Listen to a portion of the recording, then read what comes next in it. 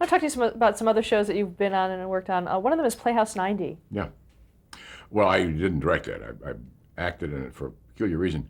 I was getting just remotely beginning to be interested in directing uh, while working on like Hallmark Hall of Fame and Cameo Theater with, and also I've been doing some Philgoes.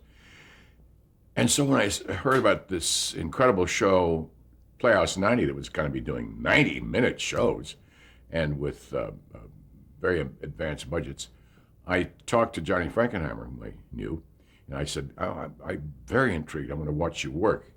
I'm thinking about maybe making a move toward directing. And so can I watch you on your first Playhouse 90, Forbidden Area? He said, no. I said, oh, John, come on. He said, no, you play a part for me for scale, and then you can come in the control room or do anything you want on the set. So I did, and I had this great experience because I'd been on shows and I'd been around shows, hadn't directed anything yet. That the limit was like a 3-camera setup. That was big time. But here Johnny was in like 2 or 3 different studios, 7 cameras, a cast of thousands. It was just unbelievable, and it was a real thrill. And it was a wonderful way to kind of break into the outer limits of television. And so John was very generous with me and let me in. I did the same thing with Dan Petrie, a show I did a week or so later back in New York. He sent me for me to do a thing called Romance Theater. And I loved the way Dan worked with actors because he was an actor himself. And I thought, that's more like it. That's, really understanding and working with actors. And so between the two of them, they really affected my view and my growing excitement to be a director. I've told Danny this many times. We're still old friends.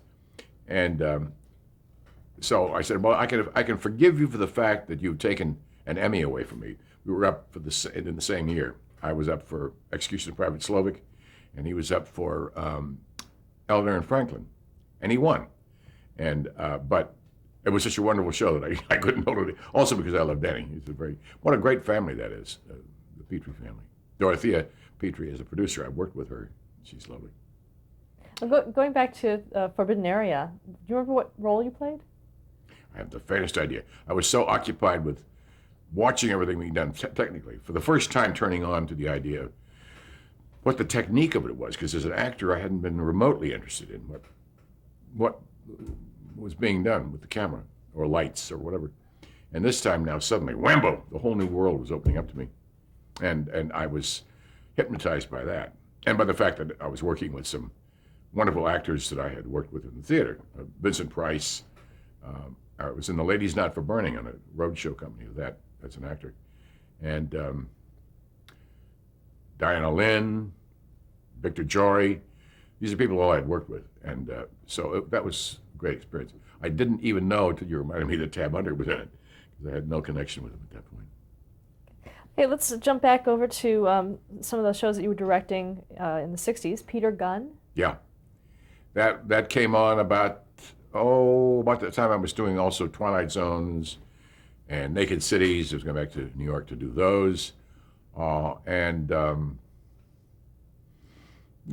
guess that was just before doing the first Dr. Kildare's, which was in the 60, 61 area. But the one I was the most intrigued with, although I was damn lucky to get so many good varied kinds of shows. And of course, starting out with Dick Boone in Have Gun Will Travel, which was very imaginatively scripted and great fun to do. I was really kind of spoiled for having such a wonderful opportunity early on as a director. And so the joy was that, I had to do a lot of junk to keep the bread on the table and my growing family and to support the LA imperative of 2 cars and owning a house. And suddenly there was a lot of, but I was making a good deal because there was all this work going on. And so the fun was I would do a lot of junk and stuff that I deplored, but mixed in with it were great things like Twilight Zone and Naked City. And I loved working with Blake Edwards, like Peter Gunn and Mr. Lucky. I did those for him. What a character and what a great guy he was. Okay, we're back on. We're talking about Peter Gunn Mhm. and Blake Edwards. What was he like to work with? Delightful guy. I mean, he got some interesting actors and interesting directors. And here, for a man who is a writer, well, I still is, obviously, um, his script, the choice of scripts was pretty mediocre. He sort of expected that the wonderful people he had, Herschel Bernardi and Craig Stevens, and excellent people, and sort of kooky directors would make something out of it. And so I would complain sometimes. I said, Blake, this last act is just stupid. What? It's a terrible wind-up. What are you doing? He says, you're the director. You fix it. He puts you on your honor and also on your imagination. What kind of things did you do? So what I did with this particular one, I can't remember the name of it, but my old colleague as an actor, Bob Gist, was in that one. And it was where Gunn was being stalked by a bad guy, played by Bob Gist. So I had it happen on a studio lot, and I used at Universal. No, wait a minute, this was at Metro, because they had these great old sets and these marvelous old, huge sound stages from the movie days, which were just beginning to totally fade out. And we were taking over the television side of it. So I directed a chase, the great stuntman that Blake always had. I said, I want to do this, and I want to have Gunn have to run up and take refuge up in the flies and the ladders and over the catwalks of this soundstage, and the other guy stalk him. And we worked out this marvelous choreography for a really I said, and the rest is Henry Mancini. He will do a real killer score for this. So I did this whole thing and took all night long to shoot it. And it was a hell of a good thing. And the next day, Blake came in, having seen the dailies, and he said, that's one hell of a night's work, and I see it's going to be exciting when we get Mancini's music. He says, now I'm putting on my producer's hat. You never go over time like that again while I'm on the set. And so he could do both things. But he was a very lively guy, good man to work with. What other adventure series did you direct around that time? I had the Steve Canyon, which was kind of a stupid show, but that was about a World War II pilot and sort of semi-action. I did some more westerns, which I loved. I did a pilot for Virginian. I did a number of western things. I loved doing westerns. It was great fun. Why was the western genre so popular at that time? Well, I think a lot of it was because they were the only ones who were really, except for Naked City, they were the ones who were getting outdoors and showing people who were used to the kind of claustrophobia of television, being shot, in studios and in live television stages, to see scenery and animals and horses fording streams. This is a very refreshing thing. It was very refreshing for a director. And no, I love doing it. I would frequently do things that had excitement and challenge for me in physical terms, and would choose to do something like that as against, worrying about the script. I would think, well, I'll do something with the script. Frequently you didn't. You just shot well and hoped it came through. And so I was something of a good horror about that. I would take a rotten script and say, I can make up for this the way I shoot it, the production. That's how I got to do it at many wonderful foreign locations. I shot a pilot in Rome, the lousy script, named, challengingly enough, Travel Bureau. And it was just as stupid as the title, Rossano Brazzi. But I had this wonderful Italian cast, a wonderful Italian crew, and experience of living on CBS in Rome for 3 months. And I said, I just have to cut it over here. I just have to have the Italian touch in it, meaning I want to stay longer. So I got to prolong my stay. So this was just a wonderful time exploiting the studio, but they were getting a good thing for it. And then the other thing I did was a movie in in Africa, which is a really poor script. But it was so wonderful to shoot with the Maasai natives, and I actually slept in Maasai huts. Had 2 months in our photo safari camp on the flanks of Mount Kilimanjaro, and shot the total eclipse of the sun at Lake Rudolph, which just happened to come along. We went off and shot that with all the nations of the world and their observatories and their scientists, and with the sun disappearing and then coming back. It was a wonderful opener to a dumb movie. So frequently, it was fun just to exploit what could be done with the physicality and the atmosphere of a location. What was that? What was the title of that movie? Lousy title, too. A Visit to a Chief's Son. You can barely say it.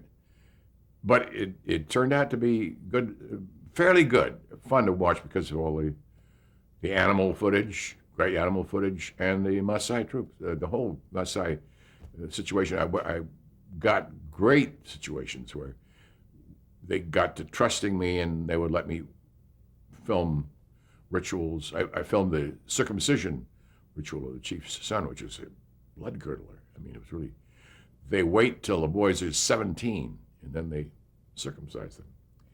And all the crew was going around hurting, thinking, this poor guy. And they keep him overnight in a cold stream till he's numb from his waist down. And he was fine. He came starting out, but the whole crew was like doubling over, waiting. And the medicine man of the tribe was a drunk show-off who was brandishing this kind of rusty knife around in the area, doing dances. We thought, ooh, can't watch.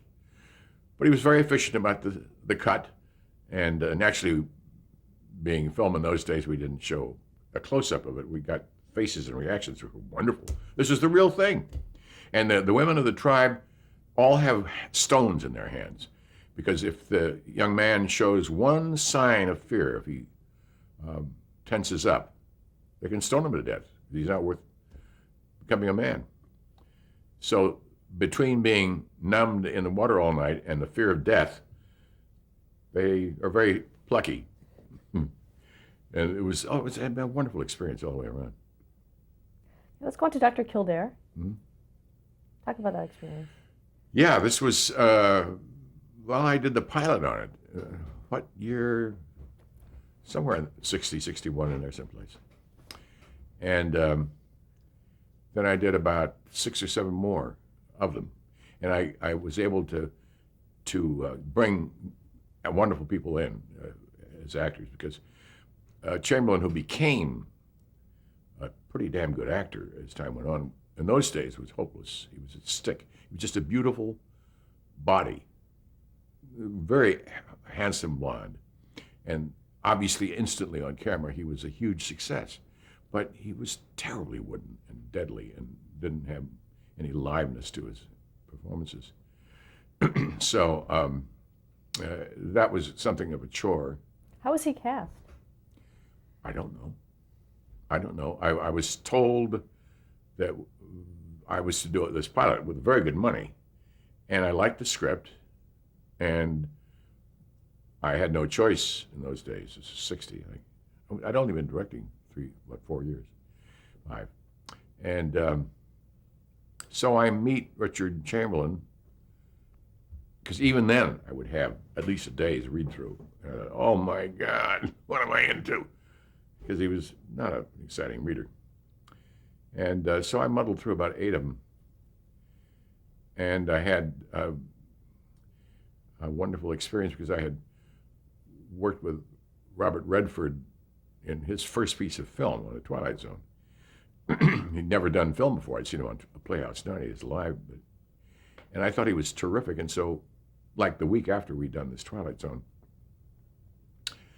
I called him for an episode of Dr. Kildare, where Kildare has set up an emergency camp in a fire area, and the young fire marshal who's in control of the area, kind of military commander, is very tough on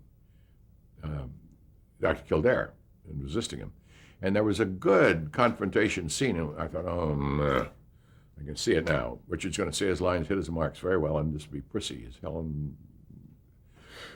So I took Redford aside and I said, Bob, in this scene, it should really develop some heat.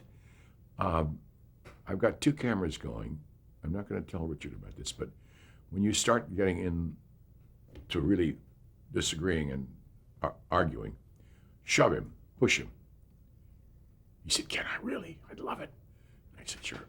So we rolled 2 cameras, and sure enough, at a certain point, Richard is being handsome and rather dull, and suddenly Redford gives him a shove, and he is startled, and next time he gives him another shove, and he falls down, and Redford's on top of him, and they tumble around. And as I knew, Richard would know his lines and say his lines no matter what. But he did it in the course of a physical struggle. And when I finally got to the end of it and said cut, I said, that was great, guys. That was terrific. The crew applauded. And Richard got up and straightened himself up, and he said, I'll be in my dressing room. Well, no, he was quite offended, because that was a dirty trick, but it was a dirty trick that worked. Directors frequently have to use dirty tricks. I used an absolutely essential dirty trick on The Execution of Private Slovik. We were shooting in Canada, and a wonderful kind of chateau that had been brought over stick and stone from France. And this was where the actual execution took place. So I had Canadian extras, some Canadian actors as well as by American actors. And for the firing squad, who performed the execution of Private Slovik, Martin Sheen from Private Slovik, I had a Canadian Army firing squad. Guys who were trained in the Canadian Army, were perfect in their drill and their ritual. And came the moment when they fire and Slovik is supposed to die. As in real life, as it happened with Slovik, he groaned and writhed, obviously not killed, terribly wounded. And by this time, we were in the second day of shooting in this cold set in Montreal, a couple of weeks before Christmas. And the crew, the Canadian soldiers, the firing squad, all they wanted was to get back into the warm place and have their coffee and go home. They were bored with this movie making. And they looked at it. And the tension of not having killed him and having to load up to do a second round, got nothing out of it. So I got everybody else's coverage, and I had like 3 cameras going on there. And I took Martin Sheen and my camera man, and said, I'm going to shoot another take, but I'm going to have all the cameras on the firing squad. And Martin, you'll have blood bags under here so that we'll have it squibbed so that when the shots go, they'll think we're still shooting on you, and the blood bag will erupt, and you do what's indicated. You cry out and carry on. Martin said, I love it, I love it, I love it. And so here came the soldiers saying, oh, God, not again. When's this guy ever going to have enough? And they get off their shots in perfect Portilius Army order, and they shoot. And Martin goes, no! Oh, Marty, help! Help! I'm hurt. And the Red Cross crew on the set were not in on it, and they ran. They took stretchers. Doctors came, and I had 3 cameras going on groups of the officers, and they were going. And they were really horrified. They thought, my God, one or several of us really shot Martin Sheen. And they were just shaking. And one guy literally started to cry. His face fell apart. I got wonderful footage. And so I kept the cameras rolling, and they picked Martin up on a litter and started racing him across through the snow, thinking he was really injured. And I was still rolling on them, and their eyes were just going crazy. Which one of us did it? And I finally let it go until he was almost out of the courtyard and still was getting this great footage. Let the camera roll and roll and roll until finally Martin got to the edge and he says, hey, that was funny. Want to do it again? And got off the stretcher. And then it all broke up, and I had gotten more than enough great footage. And Ned Beatty, who played the chaplain, was outraged. He said, "Lamont, you don't believe in actors. Huh? You got to play dirty tricks." And I said, "Yes, I believe in actors, but these guys weren't." I didn't say that, but the crew they were Army boys. They were not actors. But what I got, very few actors I know could have given us. It was a real live. So this was a case of where a director's dirty tricks were absolutely essential for the moment. And they're shattering reaction shots. I don't know if you've ever seen the film or not, but the real live Canadian Army boys breaking up because they thought they'd killed Martin Sheen was really quite exciting. So that kind of thing is sometimes necessary. More often than not, Ned Beatty is absolutely right. You know, you trust in good actors and you work with good actors, but there are times when, especially when you're working with non-actors, when you have to resort to the dirty tricks. Going back to Dr. Kildare, what kind of things as a director did you have to do because it was a medical series? Was there anything in particular? Yeah, I was always fascinated with medicine and doctors and hospitals because I'd grown up very ill. From the time I was 5, I was in casts and I was always being shipped off to hospitals and things. So I was fascinated. And I thought I wanted to be a doctor for a while. I read everything I could. So I was really fascinated about the whole business of the hospital atmosphere and the elaborate rounds that they did and the diagnoses that came along. I loved that. So I was drawn to that. And some of the scripts were pretty darn good. We got wonderful actors. Wonderful people, so nice playing that. Also, you did a lot of legal dramas. Any stick out in your mind? Not a lot. Yeah, I did Judd for the Defense, where, by the way, even before That Certain Summer, which was the first gay relationship, there was a hint of something like that in Judd for the Defense, which was about a prosecuting attorney and a defense attorney. And a young actor who played a sensitive young college student who had a very close relationship with a buddy, and his father, the I guess defense attorney, was incensed and terrified that his son was gay. And as the story worked out, he had been a closet gay, the father. It was a very interesting, but rarely, if ever, did we ever mention anything like homosexual, or they didn't use the word gay in those terms. But guess who the young actor was who relished doing it? And again, the clear implication was that he was not gay. It was his father's paranoia at work. Was Richard Dreyfuss, one of his first screen roles. He was 19 years old. He's an old man now, almost as old as I am. You also worked on The Defenders. Oh, I love that. It was wonderful actors, wonderful people to work with.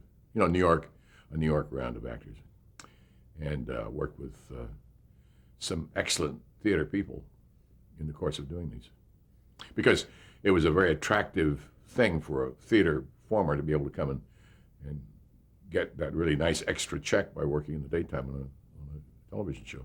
Did you work with Herb Rodkin? Yep. What was he like to work with? Tough. And I have always been pretty free soul about the way I shoot things. And he was very big on lots and lots and lots of big head close-ups. I mean, great big, like, screamer close-ups. And he came after the first couple of days of dailies and gave me hell. He said, you're not giving me Brodkins. The show's signature is the Brodkin, is the big head close-up. I says, you'll get them when they're appropriate. I like them to be real climactic things that are called upon, that you have to see into those eyes at a certain point. But you waste that effect. He says, are you telling me I've got a very successful show? So we had almost a battle on this set. But he liked that first show. And he sort of never quite forgave me, sort of circled me a lot, but he liked the show. So, but I mean, the point was that I was also still acting. I was doing some acting work, and I was working more in sort of feature films. So I could get cocky. I could say, okay, I don't need him. And that helped too. But I also, I know I felt strongly about things. I believed in what I was doing. And I think I was right. I know I was right. That you don't just throw close-ups with abandon through something, or they lose their climactic in stunning quality, what close-ups ought to give you in a movie, which I love. I love close-ups. I love fast cutting when it's necessary, but I deplore, I can't watch a lot of today's television where it's just cut, cut, cut, cut, cut. There's an unwritten rule now that the camera cuts every 2.8 seconds. That's what it's down to. And I hate it. I just hate it. I did a series of lectures at North Carolina, University of North Carolina at Wilmington. They have a wonderful film department. And they asked me to come and bring some films. And I showed them 3 or 4 in the course of that week. I was on a kind of week's workshop with them. And all these kids were 18 to 20, 21, 22.